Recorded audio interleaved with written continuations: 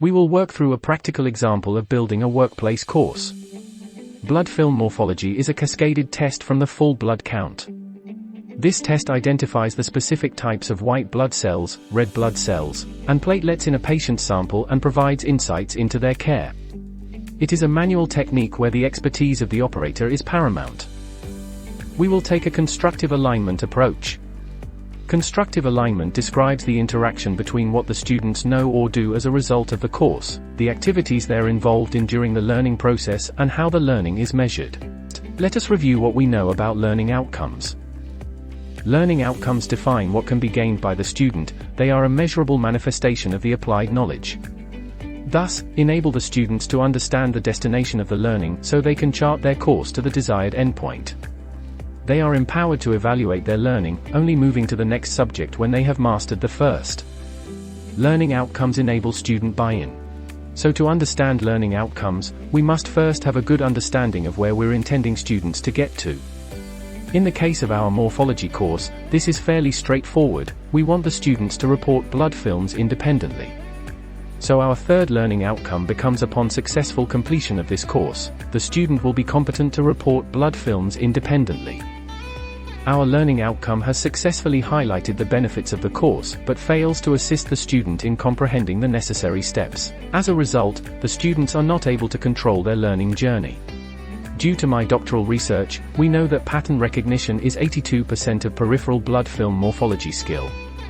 Thus we have our first step in the skill development process. Our first learning outcome is, students recognize the different cell types and inclusions. Simple pattern recognition 82% of the skill. Although this is an important step, it is not the whole story. Students must also understand the significance of their observations. This leads us to the second learning outcome. Students comprehend the significance of the various cells and inclusions. Our set of learning outcomes enables the students to understand the goal and the steps along the journey. Thus they are able to control their own learning. The learning outcomes become the backbone of the course. This completes our simple set of learning outcomes for our morphology course. Teaching towards the learning outcomes by providing a positive learning environment that enables student agency by having understandable learning outcomes and shared ownership by involving them in planning the structure and direction of their learning activities. Self-directed learning tools provide students with agency and ownership of the learning activity as the students can follow lines of interest, choose which subjects to investigate and get immediate feedback from the learning activity, enabling them to explore more deeply or continue on to a new subject. The tool can provide further information empowering them to understand the material. These tools could be designed in-house. An example of a learning activity is a card game where students collect sets of cards with specific diagnoses such as schistocytes, Howell Jolly bodies, target cells, and spherocytes for the hyposplenetic red cell picture card set. Constant repetition reinforces pattern recognition, LO1, and implications, LO2. This would be a powerful and fun learning activity. However, off-the-shelf learning tools should not be ignored either. Professor Barbara Bain's interactive hematology image bank is just such an amazing learning tool.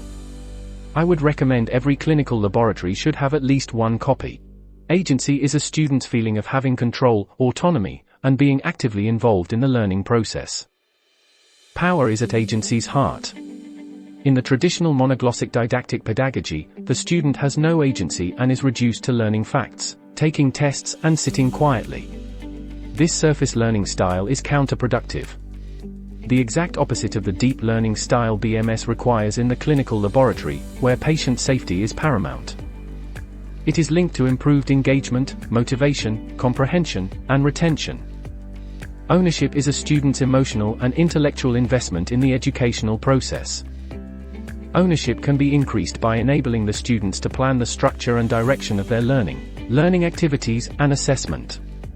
This increased autonomy ensures that the learning is relevant for the student, and thus they display greater engagement in the material. Increased ownership is linked to developing a personal connection to the material, greater motivation, increased participation, and taking responsibility for one's learning outcomes. We are not looking for the best in class. We are looking to see if a standard has been met. We need to know if the teaching is working. We want to see a general improvement as teaching improves. These benefits of absolute marking are all lost by marking on the curve. The use of immediate feedback learning tools provides the learners with agency. In such time-poor environments, learners often feel guilty that they are not actively completing the bench work. They are only studying while others work. However, allowing the students to control the pace and timing of the learning enables them to fit it in during relatively slack times. Thus, they can complete their studies and continue contributing to the department's smooth running. This formative assessment style empowers the students to monitor and control their own learning journey. A well-written learning tool empowers the student with formative ongoing assessments. An assessment could look like interactive teaching without immediate feedback. When completed, they would provide the student with a breakdown of what went well. These assessments done at key points during the learning process will help shape and direct the learning journey for the students. The standard will likely vary from lab to lab as no agreed national standard exists. Thus the assessment criteria have to be set locally for now. For fairness, all the current practitioners must meet whatever standard is decided with the learners. The assessment must be valid and authentic. For validity, each of the 3 LO needs to be assessed, and for authenticity, the test must be practical, realistic, and challenging. The simplest way to do this is to present a small number of films from patients with various clinical conditions, and ask them to report their findings and actions within a specific time. This unseen test mimics the day's workload, realistic, is straightforward to organize, practical, and is challenging. Thus it is authentic, but other digital options would also be valid and authentic. A series of micrographs can be created which has all the required elements, and the students are given a short time to note all features and conclude what is wrong, LO1 and LO2. Appropriate assessment leads to deep learning, holistic understanding and application of learning. Providing feedback is crucial in the assessment process for boosting achievement. Negative feedback is strongly linked to student dropout. Feed forward is providing an actionable comment that narrows the gap to the accepted standard. However, students must understand the feedback they are given. Good feedback enables the student to understand their current performance relative to the accepted standard, and what they need to do to attain the standard.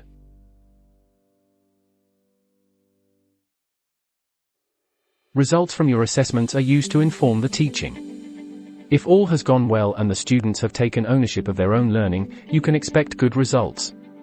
However, the results can be used to assess what did not go so well, which enables the instructor to take corrective action, and ensure that the mistakes of the past inform the future iterations of the course. In conclusion, one may agree that the learning outcomes have become tyrannical, but it is clear that they are an integral part of a truly student-centered approach.